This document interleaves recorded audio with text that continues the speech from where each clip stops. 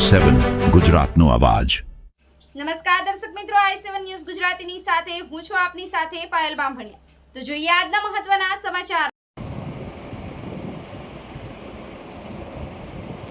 ગોવિંદ ગુરુ લીંબડી તાલુકાના કંબોઈ ગુરુ ગોવિંદ મહારાજની સમાધિના સ્થળે ભારતીય જનતા પાર્ટીના બક્ષીપંચ મોરચાના અધ્યક્ષ શ્રી હર્ષદભાઈ નાયકના માર્ગદર્શન હેઠળ સંગઠન મજબૂત બનાવવા માટેની સમીક્ષા બેઠક યોજાઈ।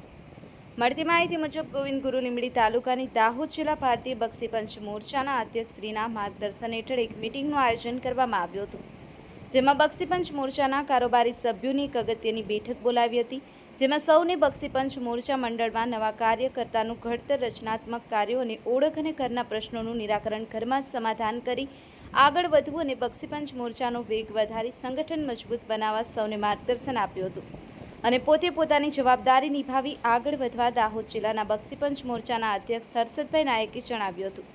Bureau chief Kalubhai Damor, i7 news Gujarati, Dahod.